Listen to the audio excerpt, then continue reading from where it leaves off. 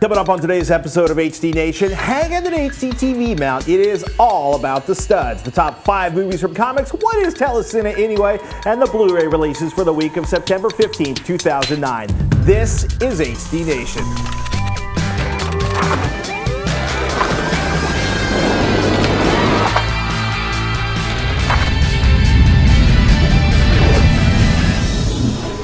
HD Nation. Today's episode is brought to you by GameFly, Netflix, and GoDaddy.com. Welcome to HD Nation. I'm Roger Chang. And I'm Patrick Norton. HD Nation is your guide to the best in HD content and the best in home theater gear, no matter what your budget is. Blu-ray, online, satellite, cable, over the air. If it's in HD, we like it. Now, you may know someone different. Joining us today is our beloved producer, Roger Chang, fresh from Dragon Con. He's got superheroes on the mind. Superheroes. Lots of sci-fi, fantasy, Lord of the Rings. A lot of Hogwarts students running around Atlanta last week. So is Dragon Con mostly about cosplay or the actual content that inspires the costume play? Everything. Everything. Everything. So, some people show their affection for the content by dressing up as their favorite characters, which is awesome, by the way. This is a good thing. It's great. They have a parade. If you've never been, I highly recommend you at least go once. It happens at the end of August every year in Atlanta, Georgia. Yeah, it's awesome. It's a party. You know what? The parties are amazing. As long as you have a badge, you can get in, and you're willing to stand in line. I ran into Felicia Day. We went to the BSG party. A lot of dancing. Well, she danced and I drank. That's more. It's a good combination. So yeah. What have you been watching lately? What have you been watching specifically in HD? So believe it or not, I watch a lot of PBS in HD because it's one of the few programs that I find not only compelling. But I find it, visually stunning because a lot of the stuff you get, whether it's Nova, one of their not Discover, but Nature programs, it's really cool because, not only do you get to see the animal, you get to see the surroundings in such fidelity. It's amazing. And you're basically doing all over the air. I'm doing all over the air because I'm way too cheap to spring for DirecTV or any of the HD packages on my cable. Oh my goodness. Well, I took a break from Battlestar Galactica to catch up on Entourage and True Blood because they had a down weekend this weekend. Mostly though, I'm redoing all the cabling on my HDTV and remounting it, which was a partial fail. We'll show part 1 of that fail later in the show. I gotta say though, if you haven't seen them, check out the new pics from the Hubble telescope. The captions are a little dry, but the images made by, in this case, the new Wide Field Camera 3 make for a nice show on your monitor. This one is the Planetary Nebula, cataloged as NGC 6302, aka the Bug Nebula or Butterfly Nebula. They look astonishing.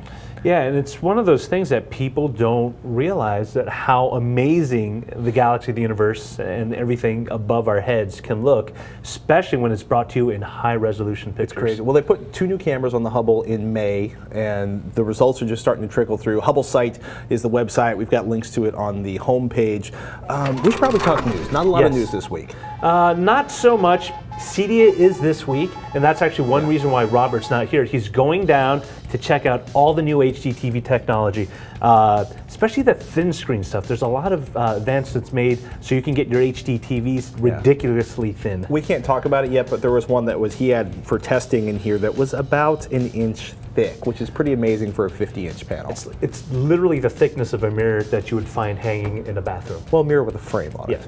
So we actually should mention, anybody thinking about a Mino pocket-sized HD video camera might want to take a look at the new Nano that Apple announced last week. If we can ever find out if it actually shoots in HD, that was the big Apple announcement on September 9th. And there's another set-top box, aka a media tank, designed to bring you movies, audio files, and pictures to your HDTV. Netgear's new entry, the Digital Entertainer Live, or the EVA 2000, runs $149, and according to our buddy Mark Hochman over at PCMag.com, bears an astonishing resemblance to the very solid WD, or I should say Western Digital TV HD media player, which costs $129, which is kind of a strange one because it only plays from hard drives. The Netgear, most of the other boxes out there, play media from your network too. Now, we have gotten a ton of requests for a roundup of set-top boxes or media tanks, especially the new Popcorn Hour C200, that's $300, the original Popcorn Hour A100, which we reviewed a long time ago when it first came out, and a laundry list of others from the Apple TV, Vudu's XL, and a laundry list of Blu-ray players that do streaming media. We're working on it. I think one of the biggest things, right, is there's kind of one massive device divide. You got Vudu and Apple, the Netflix Roku box, where it's paid content in the box designed to support primarily paid content or download on demand, versus all the other boxes out there, which, you know, the Popcorn Hour especially plays just about any format you're ever going to download off the internet. I mean, really, this is kind of more of a difference between kind of copyrighted material and copy protected material and content that people already own, be it movies, TV shows that they already have existing on their hard drive. Now, on one hand, you have services like Roku through Netflix, which I really enjoy, where you can stream on demand. They also have HD content, and you can get access to a lot of great shows, but there's also a lot of content that I have stored on a hard drive that I wouldn't mind being able to access the same way, but I can't because the Roku is designed to work with a specific format and a specific setup. Yeah, it's also getting interesting that a lot of the Blu-ray players are now designed to support streaming media over your home network. We come back, we're going to have Roger's top 5 comic book adaptations. We're talking HD movies on comic books, the hell of finding a good stud, and your viewer questions. Right now, though, let's take a moment to thank one of our sponsors, GameFly. Video games aren't cheap, and sometimes they suck. If you're dropping $50 for a new title, you can get stuck. Enter GameFly, the largest online video game rental service. They've got over 6,000 new and classic titles across all consoles and handhelds. Instead of gambling $50 on a new game, how about $15.95 a month to become a GameFly member, and you can rent 1 to 4 games at a time, keep them for as long as you like, and decide if you like them before you drop the big bucks. No late fees, no due dates, shipping is always free. So once you're done playing a game, send it back. GameFly will send you the next available game on your list. If you like the game you're playing, if you really like it, click Keep It on the GameFly website, and the game is yours at a discounted price. Discounts are good. GameFly will even mail you the case and manuals free of charge. And if you've grown tired of a title you already own, trade it in. Used games can be used as credit towards membership fees. What could top all that? How about a 2-week free trial? HD Nation fans get a 2-week free trial when they sign up at gamefly.com/HDNation. Some restrictions apply. See the site for details, and please support HD Nation by trying out our sponsors like GameFly. With so many projects, past, present, and future, based on comic books, we figure it was about time we paid our respects to some of the best comic book adaptations to high def. The top 5, in fact. Movies that stay true to the format while cultivating and embracing the stories and characters within. You sound so sophisticated. It's amazing. I love this stuff. It's ridiculous. All right, number 5, Superman, the first serious comic book movie. Superman the movie reframed the superhero narrative in a more human light, highlighting the emotional frailties in the hero while writing the bleeding edge of special effects to make you believe that Christopher Reeve could fly. Okay, I'm not sure the special effects were the best part of this movie. No, you're so wrong. Until that time, the only time you ever saw someone fly was like, you know, hey, let's just put this little small picture of a guy across a screen. Until that time, I mean, you are so cynical, so cynical. I am cynical. It is a great movie, though. Gene Hackman offers up an awesome, if a little goofy, Lex Luthor. Margot Kidder provides a wonderful foil for Christopher Reeve's Clark Kent, and of course his love interest, Lois Lane, for Superman. And, you know, the Superman really kind of set the tone. It helped legitimize the superhero / comic book genre as a legitimate source to base a movie on. It was no longer goofy stuff for Saturday morning kids' reels, and more importantly, it made a lot of money, which meant there would be more of them, which is a good thing. Except for the last 2. 3 and 4, ugh. Ah, come on. All right. Don't be dissing Richard Pryor like that. Number 4. Number 4, we got Spider-Man. One of Marvel Comics' best-loved characters, Spider-Man, the movie keeps the honesty and fun-filled nature of the series intact with this adaptation. Now, although some minor changes were made, specifically his web shooters, they weren't mechanical, they were organic, part of his body, the script incorporates many of the elements that people are familiar with in the Spider-Man universe, including his Aunt May, the being bitten by a radioactive spider, and the rather unfortunate passing of his... with Uncle Ben, which kind of sets him on this entire tone. It's a great movie, and if you kind of want to see a movie that has a really strong morality play in it, but is also fun-filled and action-packed, that, you know, anyone in the family, you know, parents, kids can watch. Spider-Man is it. And Tobey Maguire does a great job acting as Spider-Man. Number 3, Sin City. Frank Miller's Sin City brings the highly stylized world of Sin City, the comic book series, into the big screen. And it actually brings the violence, too, which I thought was nice. It brings the violence, but it's amazing because it's still that comic booky kind of cartoony violence, so it's not grotesque in a way, although it is violent in the context of the movie itself. Now, it focuses on several of the stories from the series. Now, the world itself is done in an amazing black and white, format, but various elements within it are colored. So particular characters, particular objects of interest are colored. It's an amazing. It actually got a nomination for Academy Award on that entire process, featuring a great cast, including Elijah Wood, Bruce Willis, Mickey Rourke. Brought Mickey Rourke's career back to life. Jessica Alba, and Benicio del Toro. Sin City reinvents the comic book movie both in the use of cinematography, unique color processing, and the highly stylized nature of the story and the characters themselves. Yeah, it's pretty amazing because you basically, Robert Rodriguez partnered with Frank Miller, walked away from what are the Directors and Guild. Quentin Tarantino. Yeah, and Quentin Tarantino. Basically, you do not want to miss this one. It is not for the kids, though. Turn the lights down, get your freak on. It is an amazing film to watch. Yeah. Now, speaking of kids, if you want a kid-friendly one that's still amazing, Iron Man, your favorite movie, is number 2. Certainly my favorite comic book adaptation, except for maybe The Dark Knight, but we'll talk about that. Well, hey, you were going to tell us about it. So this movie leverages some amazing CGI, some amazing props, set design, and honestly brilliant acting by Robert Downey Jr. as the lead character, Tony Stark. Tony Stark is the womanizing, alcoholic head of a high-tech defense firm, and he literally has a change of conscience in the middle of the movie that not forces him, but rather develops him into the person that would become Iron Man. Now, Iron Man basically is the opposite of Tony Stark, very selfless, there to kind of put himself in harm's way instead of the other way around. Well, he goes from being pure-id party boy who happens to be a genius with an unlimited amount of money to someone who actually is selfless, and hey, he's a superhero based on his own skills. The movie is incredible. Robert Downey's acting is incredible. The supporting cast is incredible.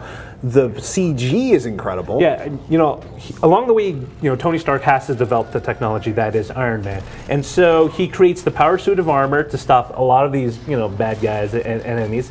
And when he starts off, there's this amazing flight sequence in the beginning where he's like basically the little kid in the candy shop flying with the suit around, and it's breathtaking. I mean, I never thought CGI could really kind of be that real, that engaging, but it was, and I was like, that's really awesome. So if you're into a movie that's no nonsense action but still has a really strong plot line, story, and characterization, Iron Man is it. Number one. All right, so number 1, I couldn't really decide between these two movies, so I just made them both number 1. It's Watchmen and The Dark Knight. Both are shining examples of how sincere appreciation of the comic book medium can translate into a stunning movie and incredibly engaging stories. Now, Watchmen. Based on the comic book series that was said to be unfilmable, Watchmen was a movie project that refused to die. From an estranged writer, Alan Moore, who basically wrote the entire series, he basically did wash his hands of the project complete because he hated Hollywood.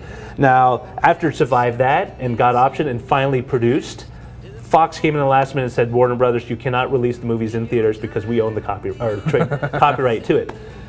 After the courts settled, Watchmen came on the screen and people were amazed. Now, it's basically a story about an alternate reality if superheroes do exist or did exist in contemporary society. Now, because the stories were written around the 1980s, it was very much in the Cold War mindset. So a lot of the themes, the allegories are based on that. The Cold War, the threat of nuclear holocaust, and annihilation, and more importantly, how much faith do you play in leaders and how much faith do you place in heroes? It was basically a deconstruction of the superhero identity. Now, the story basically starts off when one of the superheroes, an old-timer known as the Comedian, is offed by a mysterious person, and his old teammates come together again to find out what's happened, and in doing so they uncover a huge conspiracy that has implications not only just for them but everyone else in the world. So it kind of blurs the line between right and wrong, what's moral, what's immoral, and what's kind of the best interest of society. And who decides? I mean, it touches on so many of those concepts. It's considered to be one of the more deep, involving, and cerebral comic book movies available right now. All right, the second one is The Dark Knight. Sequel to the groundbreaking Chris Nolan film Batman Begins, The Dark Knight basically continues the struggle of Bruce Wayne as Batman. Now, the movie is a lot more engaging, has a deeper film construct because the entire world of Batman is scrutinized, not just him. So, Batman's essentially on the cusp of shutting down every major crime organization in Gotham City until the Joker steps in, and the Joker is basically a Factor X. He's not in it for the money or the fame or the glory. He's in it for his own personal disturbing psychological reasons, and you're never sure quite what. I mean, Joker's played by an amazing, you know, the late Heath Ledger, to an amazing degree that if you watched it, you would have never known it was Heath Ledger until you saw the credits roll by. And it's basically this back and forth between Batman and the Joker, and kind of Batman's need to come to grips with his own limitations, and also understanding that society, you know, is built in a certain way, and it needs certain things to continue to exist. And you know, if you've never seen the movie, I highly recommend you run out and buy the movie. I don't care if it costs $40. It's so amazing. It looks astonishing on a 1080p screen. And if you have the Blu-ray edition, and I suggest you get the Blu-ray edition, there are scenes that were shot in IMAX, some of the panning outdoor shots, and you can actually see the movie actually bump out of its letterbox on the 16:9 to full frame on the 16:9 screen when those IMAX scenes come around. Yeah, the downside of the IMAX scenes is they make the either already amazing looking 1080p stuff look a little funky, the 16:9 stuff. We got links to everything up on the show notes. Yeah, and you know what? Comic books aren't just for kids anymore, and these movies, I can sincerely say this, that if you really are into high def, into movies, you're a fan of both, you will be cheating yourself if you don't catch at least one of these movies. Let's talk about the releases for the week of September 15th, 2009. Amadeus, Director's Cut, An American Werewolf in London, Full Moon Edition, Army of Darkness, Screwhead Edition, The Blind Swordsman, Zatoichi, Camille, Casablanca, yes! Child's Play, Crash, the complete first season, Deep Impact, Easy Virtue, Grace, Grey's Anatomy, the complete fifth season, The Hannibal Lecter Anthology, Hero, Highlander, the series, season 1, Iron Monkey, The Legend of Drunken Master, Misery, My Name is Earl, season 4, Punch Drunk Love, The Ultimate Force of 4, Valentino, The Last Emperor, Van Helsing, Varsity Blues, Wrong Turn, and Wrong Turn 2, Dead End, and finally, X-Men Origins Wolverine. People, it's the holiday season. Everybody's ramping up for October 31st, Halloween. It's actually some, yeah. There's some great selections out there, and you know what? Just keep your wallets at least somewhat full, because you're going to be running to your store or shopping online in a few months. Or get a Netflix account and rent them. Coming up next, how to mount your HDTV on your wall without getting hurt or killing the cat. But first, let's take a moment to thank one of our sponsors, Netflix. Take a walk to the nearest video store by my house, and you can rent VHS tapes in Chinese. Chances are your local video store at least has DVDs. If you rent using Netflix, you can have Blu-ray discs shipped straight to your door. Netflix has over 90,000 titles online, including a ton of Blu-ray offerings with free shipping to your home and back. And with over 40 shipping centers in the U.S., almost all Netflix deliveries happen in a single business day. DVD-only plans start from $4.99. You can get a no-risk 2-week free trial membership at www.netflix.com/HDNation. And do us a favor, don't forget to type the www when you're using this code. Please support HD Nation by supporting our sponsors like Netflix. We've gotten a number of requests for help on mounting HDTVs. Look, chances are if you have an amazing piece of furniture that was designed for your old NTSC TV, it doesn't fit one of the new big screen monitors. So what do? Well, you can cut the top off of it, you can buy a new credenza and use the base that came with it, but a lot of people out there are wall mounting HDTVs. How do you do it? Well, it depends. You're going to have to follow the instructions for each individual model. But there's a whole bunch of things about attaching any wall mount to the wall that have in common. We're going to show you, well, how to do it and where you're going to run into trouble in part 1 of mounting my new HDTV wall mount. Right now, my HDTV is at the perfect viewing angle.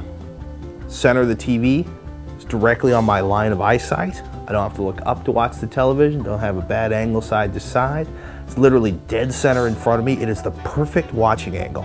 Unfortunately, that puts it at the perfect height for my son with his grubby little fingers to run up and put fingerprints on the screen. Now, we're trying the whole no touch and retraining him, and it's working so far, but the truth is, I've also seen him doing pull-ups on the television, so I want a heftier mount behind my HDTV, and I'm going to put it a little higher up so it's out of his reach until he's a little older and can understand that he's not supposed to do that. So, right now, we're going to show everybody how to properly hang an HDTV mount so that your HDTV doesn't fall off and kill the cat. Keep watching. got my coffee cup from Mom's Cafe, my dirty working on the house hat. What I really need though are some tools. There are a couple tools that are absolutely critical to properly mounting an HDTV. Number one is a stud finder. And I do wish Mr. Herron was here with us today because he loves nothing more than making stud finder jokes when we hold one of these up. What it does is it gives you a light that indicates the locations of the studs, the 2x4s behind your wall. You want to mount your HDTV into the studs, not just the drywall. Yes, you can sit with a drill and drill over and over again until you figure out where the stud is, but you're probably not going to find the center of the stud. And you want the screw mounted in the center of the stud for the maximum holding power. You also want to use an appropriate sized drill bit in your drill before you put the screw into the stud. Now, if you're lucky, you've got directions that tell you which side drill bit to use with the hardware that came with your HDTV mount. And the reason I want you to drill a hole before screwing in rather than hammering the screw into the stud and start screw it there is because if you drill, you cut the fibers and allow the best possible lock between the threads on the screw and the 2x4 instead of basically splitting the 2x4, which is what's likely to happen if you just try to screw into it without drilling first. You're also going to need screwdrivers in the appropriate size for the hardware that came with your mount. You might also need a wrench, in this case a 3/8" ratchet wrench. You can use a standard wrench if you want to. I like ratchets because they're faster.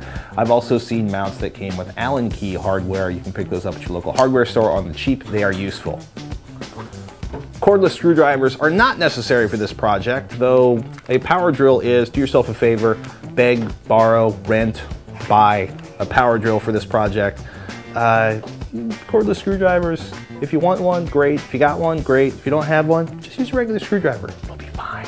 Two more tools that can be incredibly useful in this process: a level and a measuring tape. Come on, let's start hanging.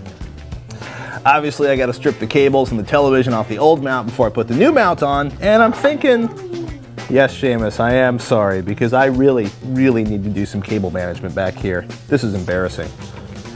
One of the interesting things about HDTV mounts is basically they don't want to stock a different mount for every different kind of mounting back. So what they're going to do is ask you to measure the holes on the back of your HDTV.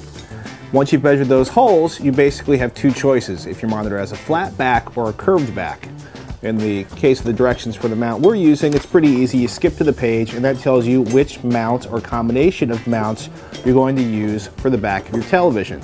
The simplest ones are 75 by 75 or 200 by 200 millimeter mounts that primarily use a single bar or a flat plate that mounts on the back. The one we're doing is a little more complicated.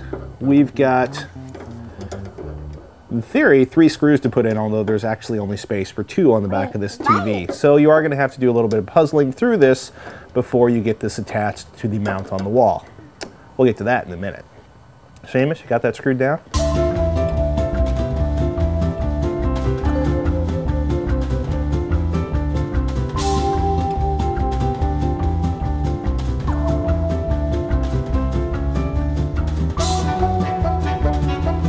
Unfortunately, in the measure twice, cut once department, we've discovered that the bookshelf mounts are actually covering our studs. And I have a strange kind of house in terms of the way the studs are arranged, but I'm gonna have to trim this off here and here so I can actually mount this properly on a couple of studs. So we're gonna come back next week after I've gotten out the 4-inch grinder and cut that off, but I can't really do that right now with all the furniture in place, at least, and still be married at the end of the week, or more importantly, not burn the house down. We'll be right back in the studio. All right, so we didn't actually get to finish the entire project because your shelf rail was in the way. Yeah, basically I have to get my wife and child out of the house, put down a blanket, saw off the mount for the bookshelves, and then I'll be able to finish the installation. But it actually does highlight one important thing. Before you buy any mount, do check the specs and see if you have the available space for it. Yeah. Because if you don't, you're going to run into what Patrick did, and you're going to basically spend an additional weekend and probably lose a few more follicles. Find your studs first, people. And the stud location is critical. And we don't mean Chippendales. Can't believe you went there. Coming up next, we're going to talk about what makes a good Blu-ray transfer. But first, we need to thank one of our sponsors, GoDaddy.com. Get reliable, secure web hosting without the long-term contract. GoDaddy's hosting plans are bigger and better than ever with 99% uptime, free 24/7 support, and no annual commitment. GoDaddy.com makes it easy to customize your own virtual dedicated server. Choose one of 3 popular plans or select your own Linux or Windows server with all the plan options you need. Plus, use the code HDN6 to get 20% off. 20% off! Any 1, 2, or 3-year hosting plan. Some restrictions apply. See the site for details. And be sure to check out revision3.com/GoDaddy for all the HD Nation GoDaddy deals and codes. Get your piece of the internet at GoDaddy.com. In these tough economic times, we all want to save a buck or two. You know what that means. It's time for our recession selection. This week's selection comes from Mr. Chang. What is it, sir? The PlayStation 3. Now, most people assume the PlayStation 3 is just a video game console, but videophiles know it as an amazing Blu-ray player. Yes. It was one of the fastest players when Blu-ray players started shipping on the market. And it's been continually updated since it started shipping. And the great thing about it is that it's continually updatable. As long as you're connected to a network, and Sony is very responsible about issuing patches and firmware updates, you can be assured that it will always meet the latest Blu-ray specs. You know what else it does? What? It's a pretty good video game player, too. Yes, it is a pretty good video game player. It's a set-top box also. It's a set-top media. Well, you know, with the new release of the PlayStation 3 Slim, oh, this is pretty cool. It supports bit streaming of Dolby True HD and DTS HD. So if you have an audio setup that can take advantage of it, you can get lossless surround sound audio. So it's getting actually tough. When you're talking about roughly the price of a HDMI pass-through audio card being the same as a PS3 Slim, it's kind of tough to start looking at a home theater box unless you're really into building a home theater PC. Because, I mean, look at what's the list of the PS3 video support? So it supports AVC HD, DivX, WMV, MPEG-4. A lot of the stuff that you can download off QuickTime movie trailers will play on the PS3. And, you know, a lot of the shows you'll find online will also play on the PS3 without any problems. And the great thing of it is it's only $300. That's not $300. It's less than $300. You're talking about the MSRP. Talking MSRP, but Street price is closer to $250. Depending on where you can find it for $250. Typically, video game consoles have a very tight margin, so they lock it in, but you can find the games cheaper. That could be part 2 of our recession selection, is don't get sucked into a bad bundle, because there's nothing worse than 2 3-year-old video games and a crappy interface. Like, what do you call those things? Game controller? That's the one. Game controller. But seriously, if you're in need of a Blu-ray player, love video games, and also watch a lot of videos from elsewhere, PS3 is probably one of the best choices to go with. And $300. Less than $300. All right, folks, one last thing before we go. Kenny from Ohio has a question about Blu-ray quality. He writes, when movies are restored for Blu-ray, why do some look not very good? Does it have to do with the films themselves? Why are some films harder to restore for Blu-ray? Are movies from the 50s, 60s, 70s, and 80s harder to restore in high def than the films of today? Also, when the first Star Wars movies and the first 3 Indiana Jones movies eventually come out in Blu-ray in a few years, will Lucasfilm use the master from the DVDs as a starting point to put the new HD masters of all 6 films on Blu-ray? Ha! Kenny. Oh, Kenny, good questions. So the thing is, Kenny, back in the 50s, 60s, and 70s, people weren't as attractive. So they put a lot of Vaseline on the film, so it would kind of cover that up. So when they transfer that over to Blu-ray, you can actually see that. He's pulling your leg, Kenny. Look, here's the thing. First of all, you better hope Lucasfilm doesn't use the master from the DVDs, because if they do, they're going to release an enhanced high-definition version and try to get you to pay another $300 or $400 for the next set of discs. Here's the thing. Mastering the quality of the telecine and the quality of the source and the quality of the original film all come together to influence the quality of a Blu-ray. Part of the problem with movies in the 50s, 60s, 70s, and actually into the 80s is whether or not the film was actually restored. In most cases, the original negatives, which is basically the most perfect source of video, or I should say film content, is the original negative. And you know, the thing is, even when it is in a relatively pristine condition, for example, the James Bond movies, they went back and they cleaned frame by frame. They literally went through with a loop and they looked at each individual frame of film and they cleaned it. They restored it because it required that much attention to make sure that when it got transferred over, you didn't get weird artifacts that were inherent in the film at the time. Because in some cases the negatives have faded, or if it's an actual print, in a lot of cases the only prints that are left of some of the great movies are ones that were actually sent out to movie theaters and run around the country country. So here's what happens is they get one of those in, they have to do Telecine, which is the digital capturing of the information. Then they can do post-processing, which can include anything from a full restoration. The Wizard of Oz, right? It's a classic of cinema. So they sat down and they actually went through, like Roger said, frame by frame. They actually had the original negative, thankfully, or I should say the original 3 sets of negatives, and they literally individually matched each frame, and it, you know, did color processing, and then they can also do things like noise processing and edge processing, which works great if you have a dedicated team on something like a classic like The Wizard of Oz. But if it's a craptastic 80s movie that made like $1 million, they're not going to spend as much money or time. And the thing to understand also is celluloid does break down over time, and the older the movie, the probably worse condition the print is, unless they kept it in an airtight container and left it that way. Oftentimes, you know, you'll hear stories about some guy yanking a film, a pristine copy, because it was stored away in someone's film vault.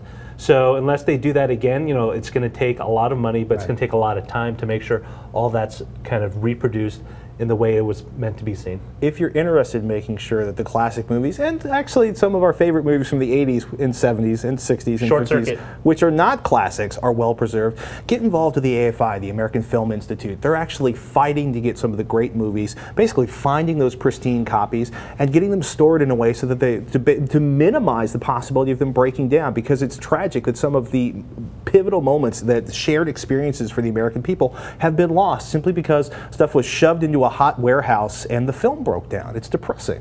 It is, but you know, hopefully people will learn from this, and as new masterpieces and amazing films come out in the future. Like Caddyshack 2. Hey, the Blues Brothers 2000. They're probably stored in their hermetically sealed there are plenty of box. good movies that came out recently. True. Philistine. Yeah, and actually one of the reasons the movies from the 90s and the 2000s look so good is because, oh yes, they're very young negatives. The negatives are usually kept because the DVD market is so critical to make additional funds from the movies, and also probably a higher quality of film stock than they were using, especially in the 80s. A lot of movies in the 80s seem to have been shot on really crappy film stock that has a lot of grain, which then gets post-processed out, which makes everybody look artificial. Oh my goodness, we could talk about this for an entire episode. But I hear Revision 3 has a new show they want you to talk about. Oh my goodness, if you haven't seen it, App Judgment. It's Revision 3's newest show, and it's all about mobile phone applications. We review them: iPhone, Android, BlackBerry, Palm Pre. App Judgment has a team of passionate reviewers headed by David Prager and me.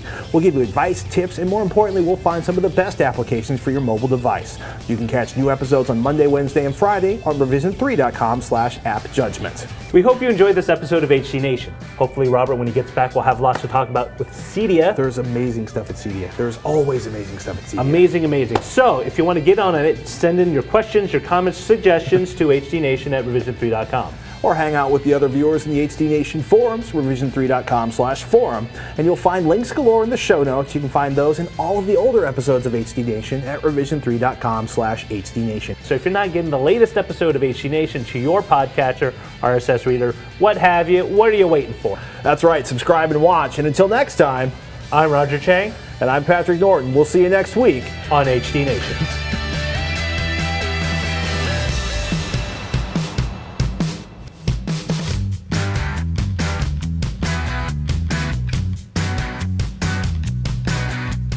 What's your hair, Roger? Is your teeth clean? Look good? My teeth clean? All right. You drink coffee. It's fine. 3, 2. Oh, that's me. That's you. Sorry. Welcome to HD Nation. I'm Roger Chang. What? Energy or I will hug you again.